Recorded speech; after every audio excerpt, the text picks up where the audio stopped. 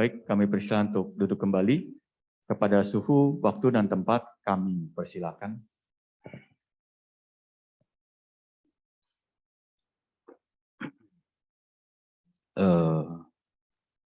Mari kita sejenak bersikap anjali. Ulangi apa yang suhu ucapkan ya. Namo Sakyamuni Buddhaya. Namo Sakyamuni Buddhaya.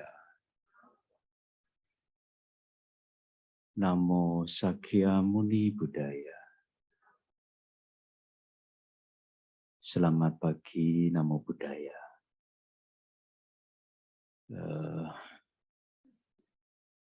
Para Bapak Ibu, Saudara sekalian, apa kabar? Sudah lama nggak ketemu. Mungkin kurang lebih sekitar 3 tahun adalah mungkin Su baru bisa berada di sini ya. Jadi pada kesempatan yang berbahagia ini, kita semua yang hadir di sini baru saja mendapatkan surprise ya, dari alam semesta. Kita semua sedang mengalami hal yang mungkin mengagetkan bagi kita semua. Kita semua mendapat kejutan teman kita yang namanya COVID itu tiba-tiba datang. Nggak diundang lagi ya. Dia datang tanpa diundang. Terus kemudian Su boleh lepas masker tidak ya? Jadi kalau Su ketawa nggak kelihatan. Ya, oke. Ya, jadi kan kalau begini kenal, kayaknya pernah ketemu Su, toh? Ya, kita kemarin baru saja dapat tamu yang tidak kita undang. Hal itu kadang-kadang membuat kita semua ada yang justru senang, tapi banyak juga teman-teman kita, mungkin Anda sendiri, sedang mengalami hal yang luar biasa. Ada goncangan. Banyak sekali teman-teman yang tadinya ada di samping kanan kiri kita, saudara kita, tapi gara-gara kedatangan tamu itu, akhirnya mereka mendahului kita. Banyak usaha-usaha yang tadinya sudah bagus, yang dirintis, gara-gara kedatangan tamu itu, usahanya habis. Gitu. Terus orang tua mungkin, sanak saudara, sanak famili, yang tadinya sehat-sehat, tiba-tiba sudah tidak ada. Sehingga akhirnya apa? Hari ini ya, banyak sekali orang yang kemudian masih belum bisa menerima keadaan itu. Banyak sekali orang-orang yang masih berpikiran bahwa kok bisa ya hal itu terjadi pada saya. Banyak orang-orang yang hari ini masih bertanya, salah saya apa? Kok bisa hal yang parah itu terjadi pada saya? Misalkan begitu. Ini banyak terjadi. Bahkan ada yang lebih parah lagi. Ada yang mungkin saking karena tidak kuatnya menanggung hal itu, sehingga mereka ada yang kemudian lupa diri, ada yang stres, bahkan ada yang lebih fatal lagi sampai melukai diri sendiri. Nah, Para Romo, Bapak, Ibu, Saudara sekalian. Kita sebagai umat Buddha harus menyikapinya bagaimana dengan keadaan ini. Keadaan ini datang tidak hanya yang ngalamin kita. Bahkan teman-teman yang ada di luar sana, di luar negeri sana, bahkan ada yang mungkin lebih parah daripada kita. Bahkan sampai detik ini, malah ada hal yang baru lagi yang mungkin lebih mengkhawatirkan. Ada perang dan sebagainya. Ya, inilah dunia. Inilah fakta dunia ini. Dunia ini tidak seindah apa yang kita pikirkan. Apa yang kita inginkan kadang-kadang yang terjadi sebaliknya. Inilah ajaran Sang Buddha. Ajaran 4 kesunyataan mulia itu dijelaskan. Yang pertama adalah duka. Ya inilah kehidupan itu. Tapi pertanyaannya kenapa kok kita itu belum bisa menerima? Kan itu. Pertanyaannya kok kenapa masih ada hal yang mengganjal? Gitu. Kenapa kok saya belum bisa melupakan itu? Hal-hal pahit kemarin itu saya belum bisa melupakan. Kenapa? Nah, ini. Saya berikan contoh begini. Kalau kita itu menggenggam gelas yang berisi air, gelasnya kecil. Gelasnya segede ini. Kira-kira berat tidak? Enggak. Orang cuman segini kok. Enggak berat. Dijinjing gitu. Tapi kalau 5 menit kira-kira kerasa enggak? Lumayan ini, agak lumayan. 10 menit. Aduh, pegelnya ngerambat. Kalau sejam, kram ini. Sehari, pingsan kita. Sebulan bagaimana? 1 tahun bagaimana? Sama. Para Romo, Bapak, Ibu, Saudara sekalian.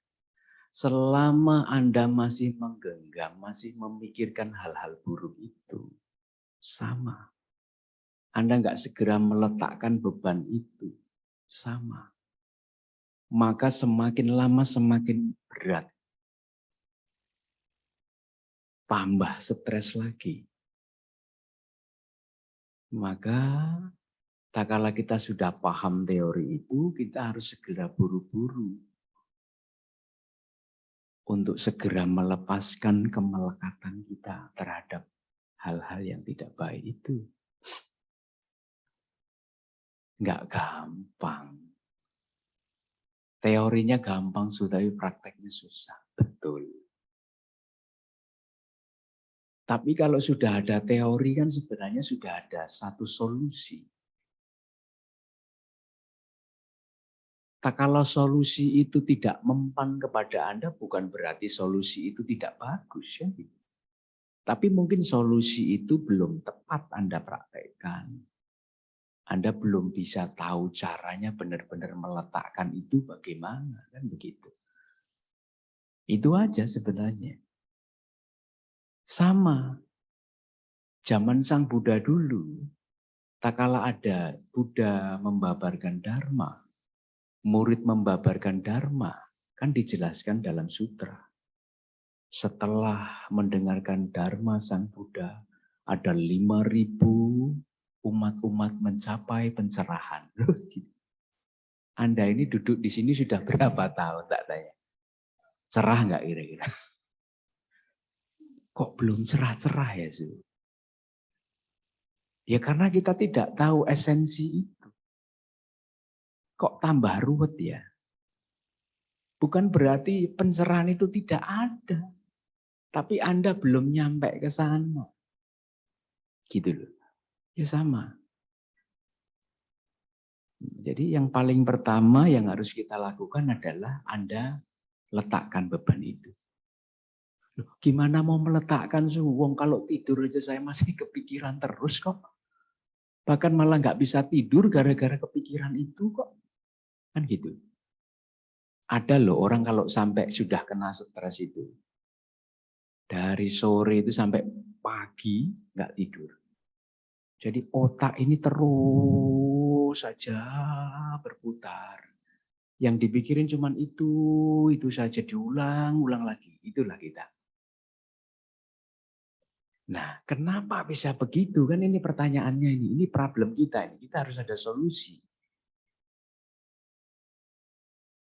Problemnya sebenarnya begini.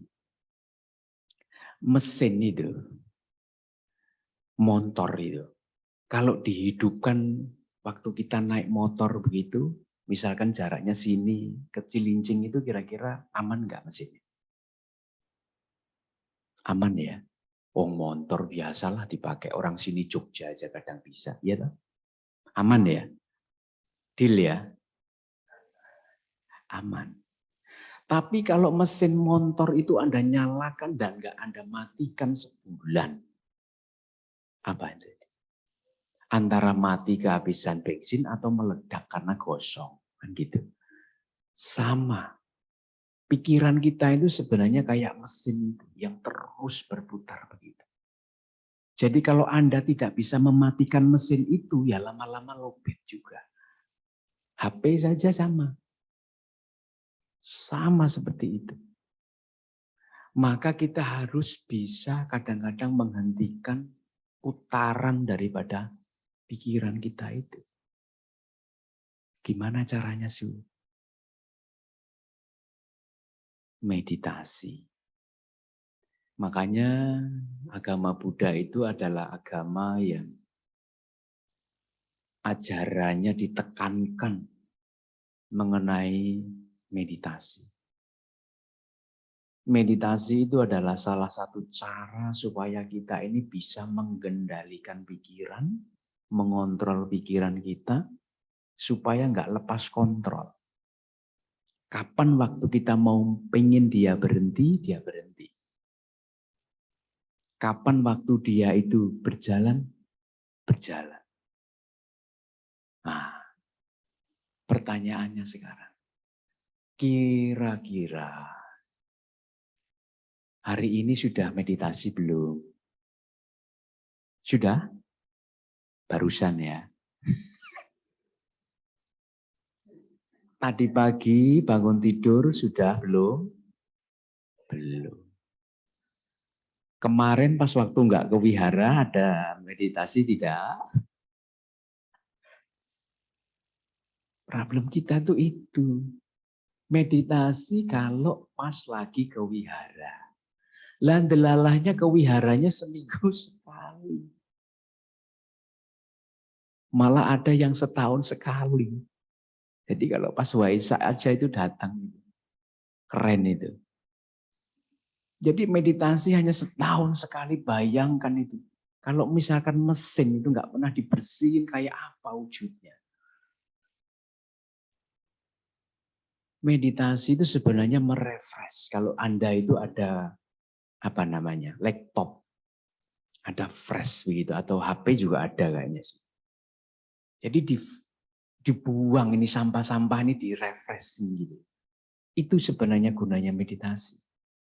Itu yang lebih cungyao sebenarnya, itu yang lebih penting dari apapun. Maka seyogianya seharusnya semua orang, khususnya agama Buddha, itu harus sesering mungkin kalau bisa melaksanakan meditasi setiap hari. Karena meditasi itu juga akan berpengaruh loh, Bapak Ibu Saudara sekalian. Contohnya gini, meditasi itu terbaiknya adalah dilakukan pada waktu-waktu yang tepat. Contohnya misalkan pada waktu Anda luang waktunya. Bangun tidur pagi itu kan sebenarnya waktu yang luang. Hanya kalau karena kita nggak disiplin, Ya benar, bangun begitu. Nggak cuci muka langsung gayanya meditasi begitu. Wah, sampai jana itu. Tapi bunyinya lain. Bunyinya lain. Nggak tahu kemana. Kalau ditanya, kamu sudah tarafnya apa? Wah, udah jana. Tapi jananya ngorok. Saking nikmatnya itu. Nah, kita suka seperti itu. Harusnya meditasi yang tepat itu adalah meditasi pada timing yang pas. Bangun pagi, cuci muka dulu, biar seger. Boleh meditasi, ditentukan jamnya. Misalkan biasa jam 6, itu lakukan terus jam 6. Nanti ada peningkatan, oke, saya siang ternyata ada waktu walaupun cuma 5 menit. Tentukan jamnya jam berapa. Konsisten. Syukur-syukur malam mau tidur pun ada waktu untuk sejenak meditasi.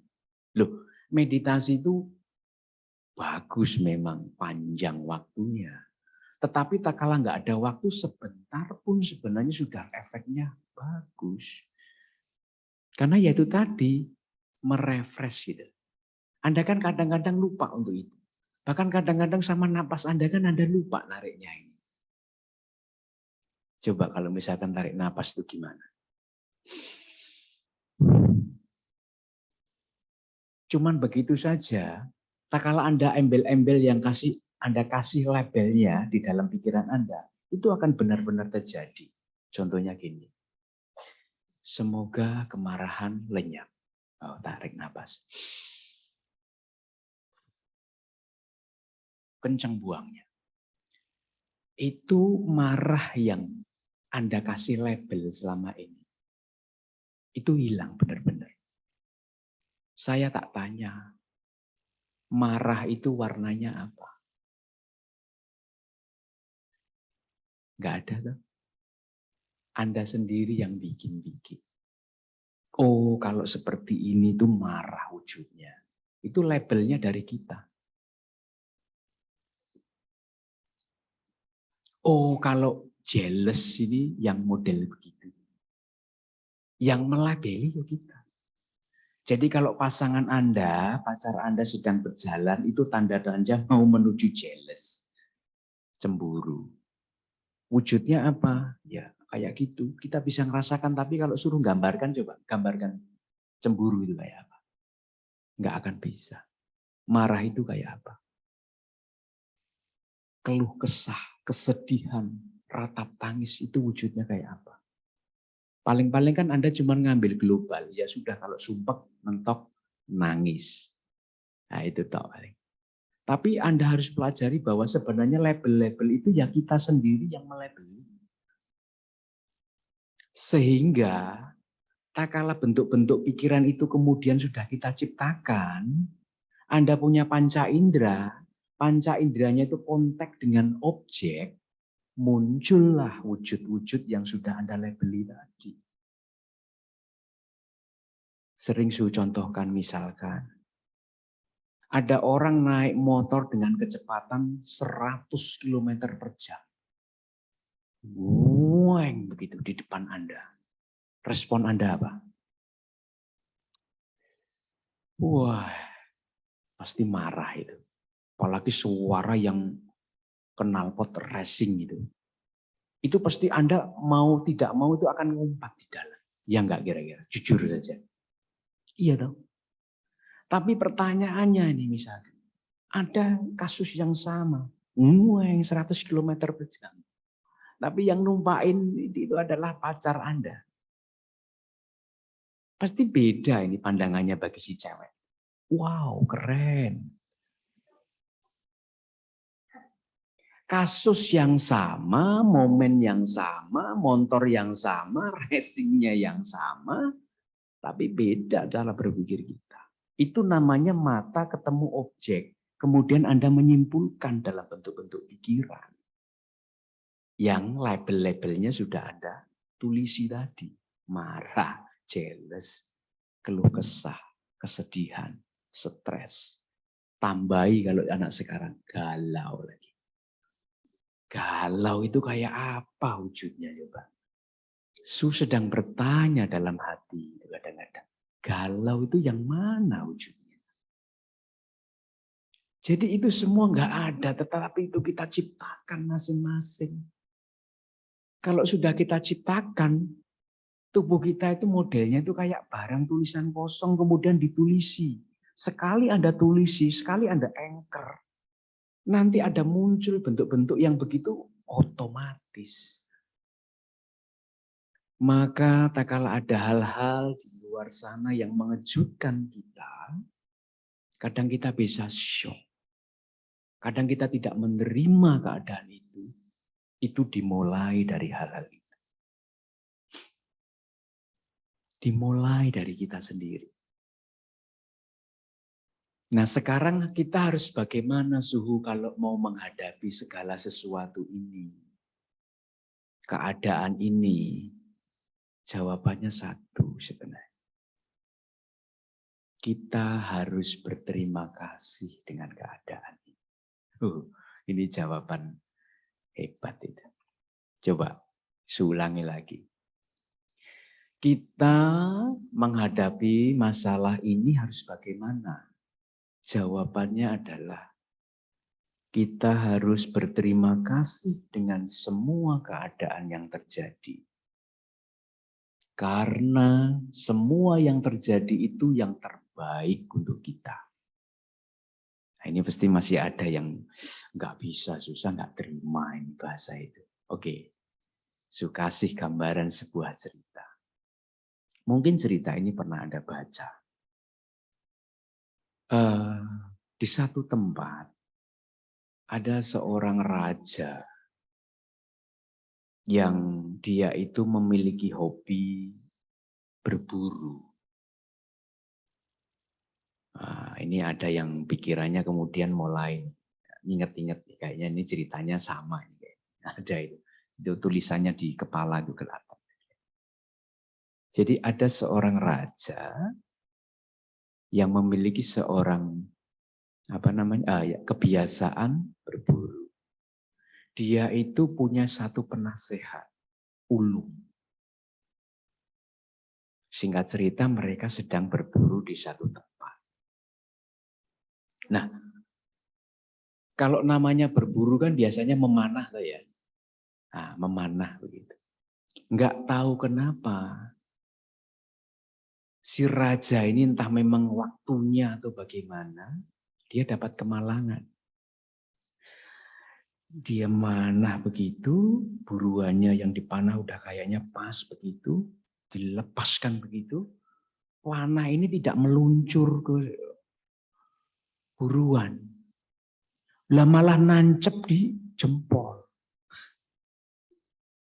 Aduh, itu raja itu. Nangis dia.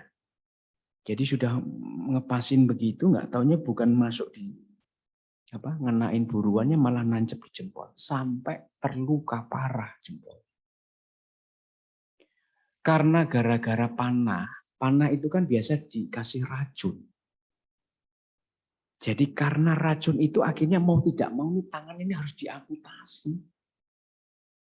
Lah raja tangannya diamputasi, bayangkan itu. Jadi kalau pas lagi anjali begini tinggal begini. Malu itu.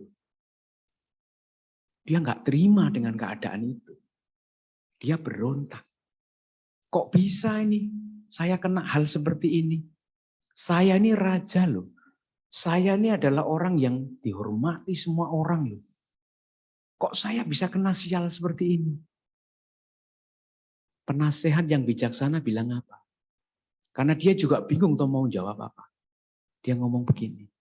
Raja, itu mungkin yang terbaik untuk Anda. Jadi nasihat yang tadi Su bilang tadi dipakai sama si penasehat. Raja, Anda harus bersyukur. Mungkin itu adalah yang terbaik untuk Anda. Bayangkan, kalau Anda yang jadi raja diomong begitu apa yang terjadi? Marah rajanya. Loh berarti kamu tuh nyumpahin saya celaka kan gitu. Kok malah kamu bilang itu yang terbaik, berarti kamu senang kalau tangan saya itu pukul satu. Kan begitu. Marah raja, dihukumlah itu sih Patih ini tadi, penasehat. 3 tahun saja. Dihukum 3 tahun. Makanya ini ya, para Bapak Ibu Saudara sekalian. Hati-hati loh hari ini ya, kalau berbicara ya. Bisa dihukum 3 tahun loh Anda. Paham ya maksudnya ya? Medsos harus hati-hati. Medsos itu nggak pakai bicara padahal, cuman tangan aja. Tapi kalau salah itu 3 tahun penjara. Nah itu, kita kembali ke cerita. Setelah si penasehat di penjara, kemudian dia harus cari orang pengganti. Maka dia carilah pengganti. Tapi karena memang kebiasaan dia adalah kebiasaan berburu, dia tetap melakukan itu, dia nggak kapok. Rajanya tetap berburu, karena memang dia suka berburu. Ngajaklah ini dengan pengacara, apa?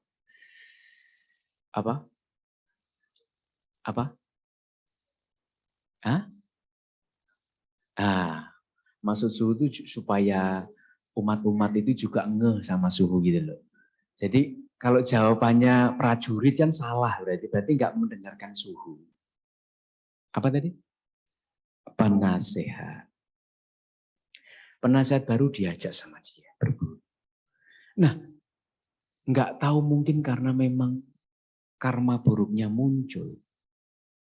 Ketemulah mereka dengan orang-orang yang suku primitif. Jadi raja ini ditangkap sama suku primitif. Sama semua prajuritnya. Bukannya dia dapat buruan, tapi dia ditangkap sama suku primitif. Nah, setelah ditangkap, mau dikorbankan ternyata. Jadi tak kala dia harus dikorbankan kan harus dimandiin dulu, dibacain dulu. Yang lainnya semuanya lolos. Giliran raja. Si suku primitif itu mau mandiin. Tangannya kok putus satu. Wah ini nggak cocok untuk pengorbanan ini. Ditendanglah raja. Raja kemudian lari karena dia sudah ditendang tadi. Dia lari kemudian mau balik ke kerajaan.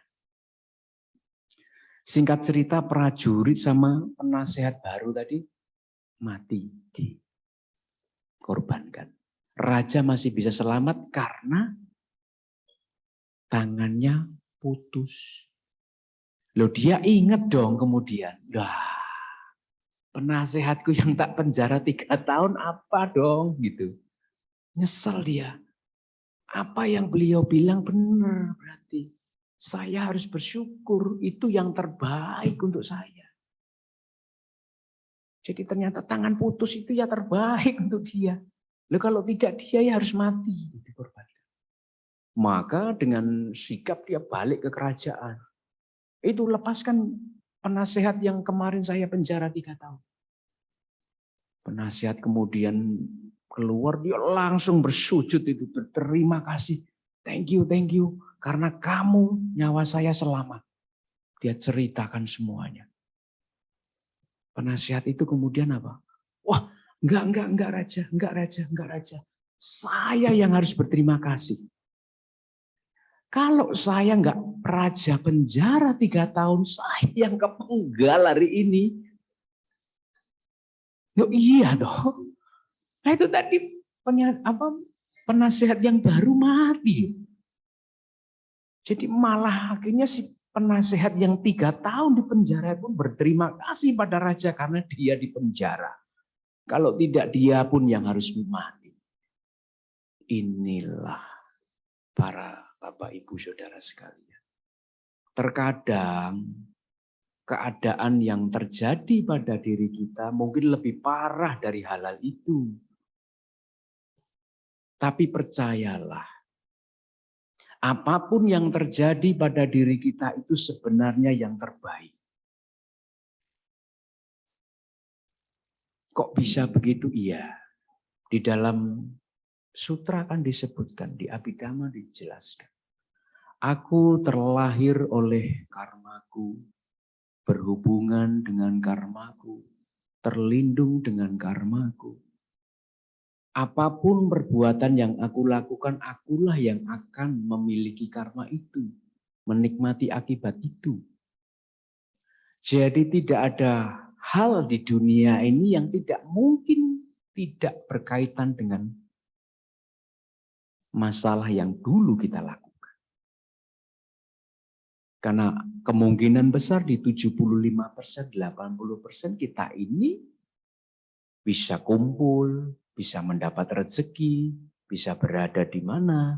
Itu karena yang lalu kita punya yen-fen, jodoh, karma.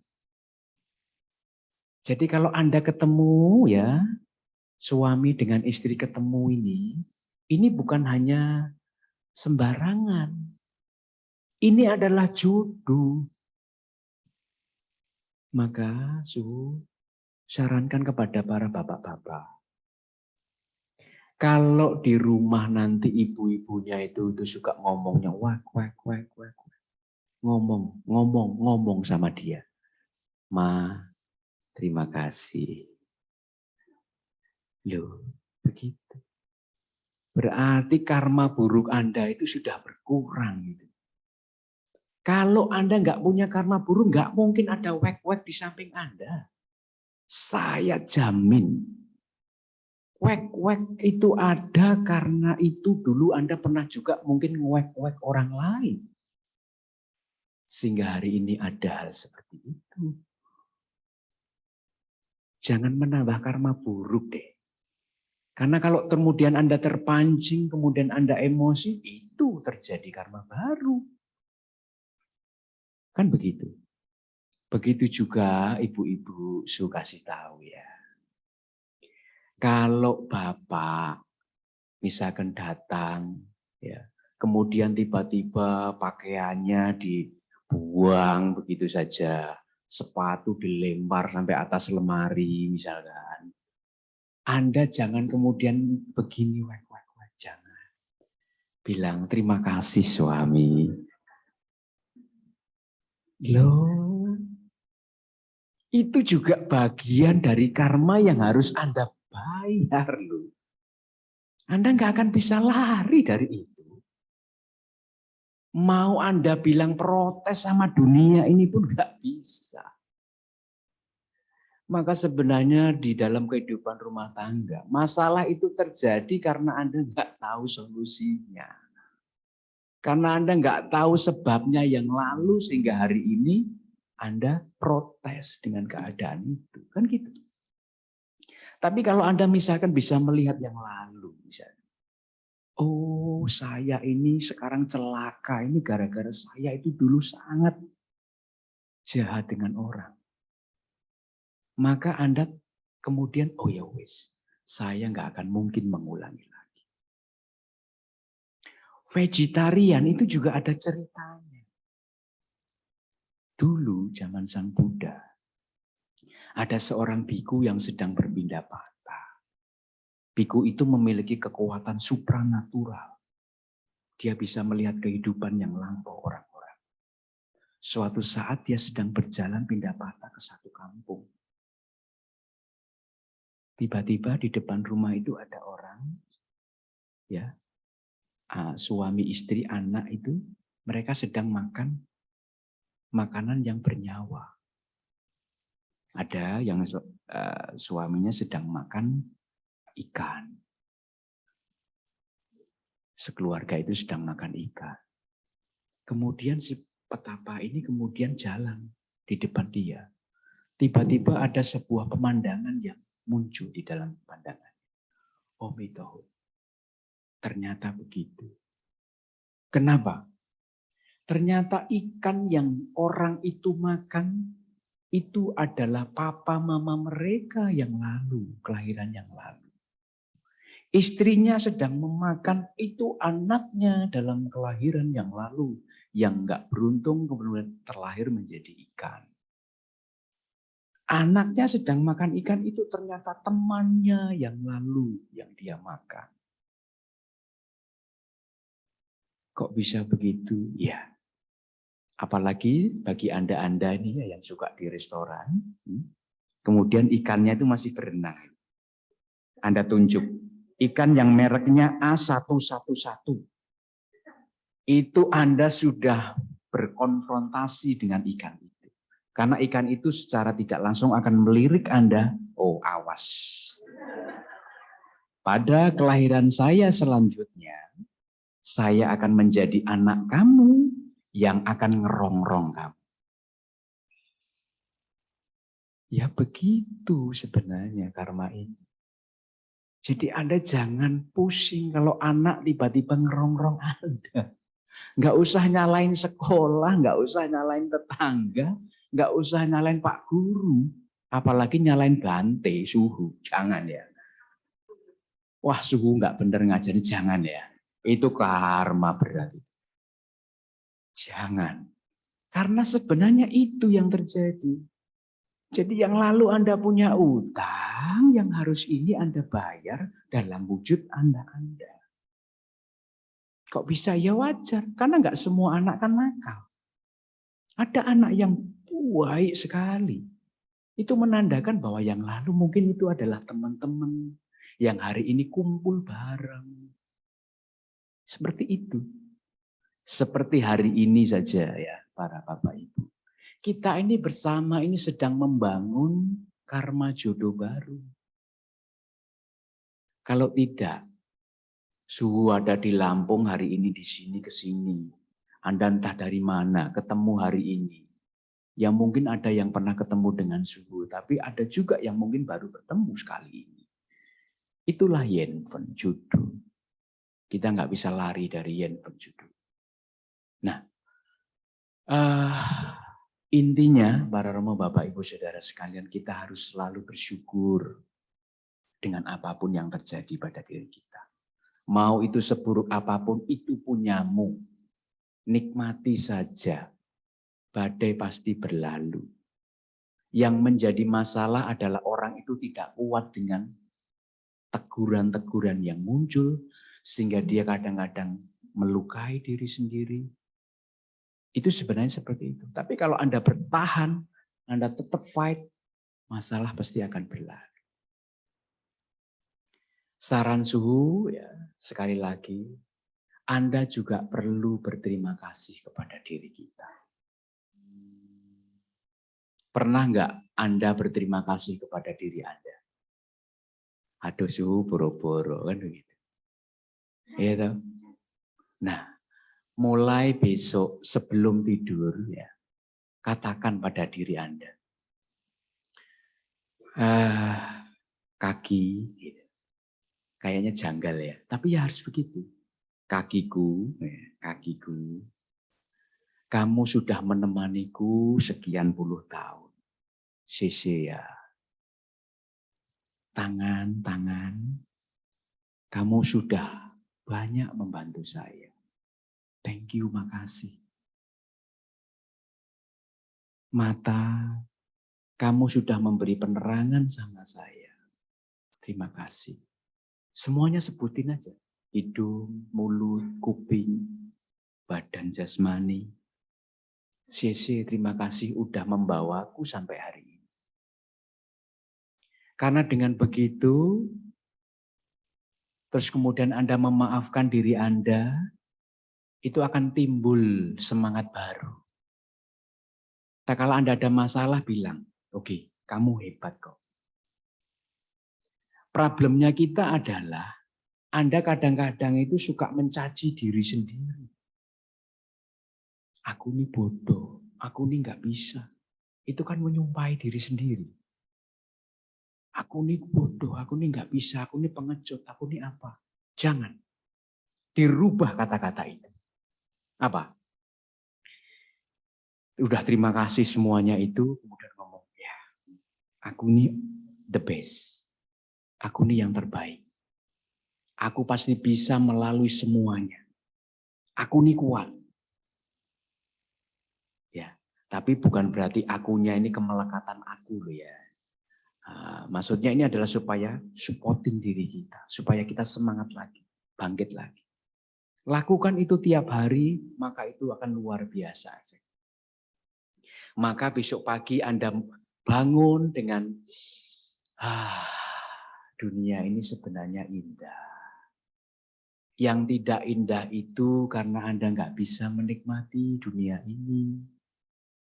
Dunia ini sebenarnya tetap seperti ini.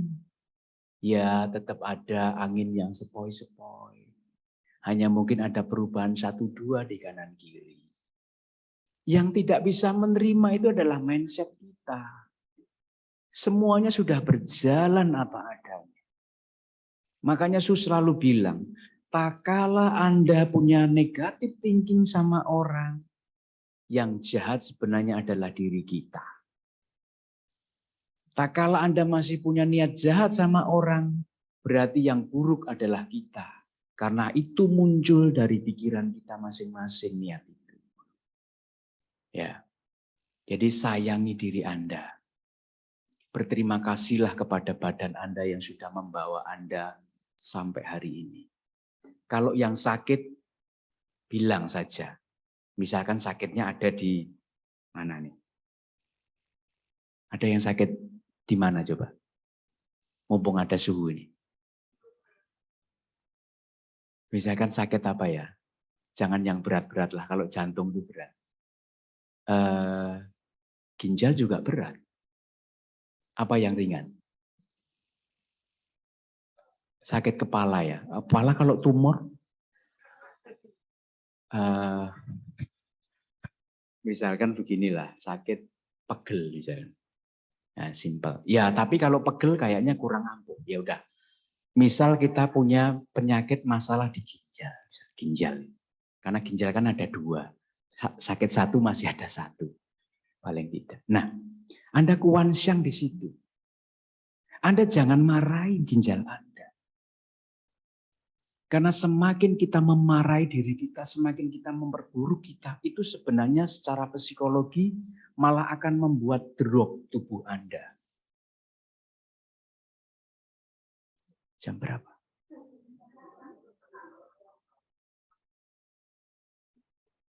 10.24. Oh, suhu cuma tinggal punya waktu 5 menit. Sampai mana tadi? Sampai mana tadi? Ginjal. Ginjal, jangan Anda marahi. Yang sakit itu, kenapa kalau kita marahin dia malah akan ngedrop? Kenapa waktu kemarin, zaman waktu masih COVID, banyak orang yang kemudian malah ngedrop. Dibawa ke rumah sakit bukan sehat malah cepat. Kenapa? Karena Anda sudah dicek nih, dikatakan positif. Itu langsung yang tadinya sehat langsung cus. Batin ini pengaruhnya berat. Jadi kalau Anda itu mengkerdilkan diri Anda sama saja. Anda ngomong, aduh kok aku sakit ya. Jangan mengeluh. Sayangi dia. Caranya bagaimana? Ginjal, kamu yang sebelah kiri apa sebelah kanan, saya nggak tahu, pokoknya yang sakit. Tolong ya, tolong aja. Sembuh gitu. Saya masih banyak anak-anak yang perlu saya kasih makan. Jadi tak kala Anda menyupport, kamu pasti akan sehat. Kamu pasti akan kuat kok. Saya tahu itu. Kekuatan itu jadi semangat yang hebat, kemudian itulah yang akan menyembuhkan. Sugesti itu bisa terjadi karena begitu. Ada orang yang tidak bisa jalan toh, terus kemudian kamu pasti akan bisa jalan. Itu sugesti diri. Raketang nanti sampai rumah ya pingsan lagi. Ya begitu, kita itu punya daya itu. Dan daya itu tak kalah ditimbulkan setiap pagi, setiap hari, setiap waktu. Maka itu menjadi potensi yang luar biasa untuk kita. Obat itu nggak jauh-jauh dari samping kita. Sebenarnya. Jadi obat itu kadang-kadang ada di dalam diri kita. Zaman dulu Sang Buddha itu ada loh disebutkan dalam sutra. Kalau sakit para biku itu malah suruh minum kencingnya. Betul? Ini kayaknya agak unik ya, tapi ya itu. Karena di dalam diri kita sendiri itu ada obat. Makanya kadang ada teman-teman kita yang lain bahkan kencing sapi, mohon maaf, juga jadi obat. Atau apa jadi obat. Jadi kita pun bisa seperti itu. Oke, mungkin itulah ya. Jadi Su harapkan Dharma yang sedikit ini bisa paling tidak menambah semangat untuk umat-umat di sini supaya nanti bisa menghadapi kehidupan lebih baik lagi. Tetap semangat. Anda kalau sedang patah semangat, Anda tengok kanan kiri, masih ada suami yang harus dijaga, anak-anak yang harus dijaga. Makanya kita harus kuat. Begitupun suami juga begitu. Oke, terima kasih atas perhatiannya. Selamat siang, Namo Buddhaya. Masih ada.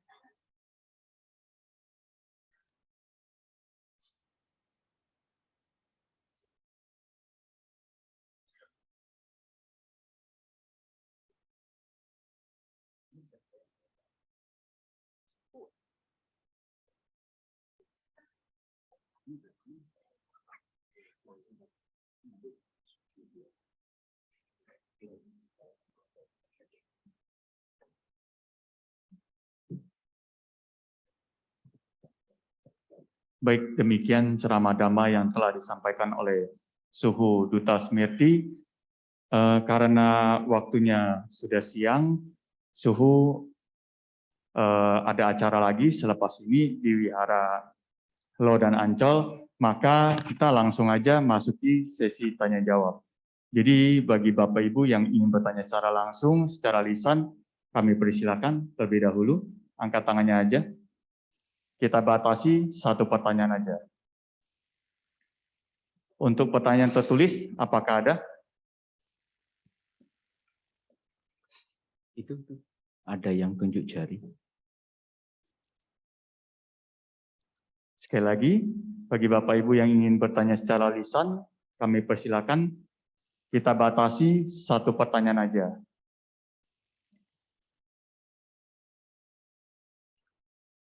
Baik, kalau tidak ada, kita akhiri sampai di sini. Ada tidak? Enggak ada. Terima kasih. Baik, karena Suhu selepas ini ada acara di Wihara Lodan, maka untuk pertanyaan hari ini kita batasi, tidak ada pertanyaan. Sekali lagi ada, apakah ada? Baik, kalau tidak ada pertanyaan, waktu dan tempat kami kembalikan. Mungkin dari Suhu ada tambahan? Terima kasih karena tidak ada pertanyaan. Jadi Suhu kebetulan ini nanti ada acara, maka tadi Suhu sudah mengusulkan kepada panitia untuk membatasi pertanyaan karena memang dibagi-bagi waktunya. Jadi pokoknya tetap semangat. Kalau ada Yenfon, ada judul nanti ketemu dengan Suhu lagi. Terima kasih ya. Amitofo. Baik, mari kita bangkit berdiri dan bersikap anjali. Kami mewakili seluruh keluarga besar Wihara Dharma Sukha beserta umat yang hadir pada kesempatan siang hari ini mengucapkan terima kasih atas ceramah Dhamma yang telah disampaikan oleh Suhu Duta Smriti. Terima kasih.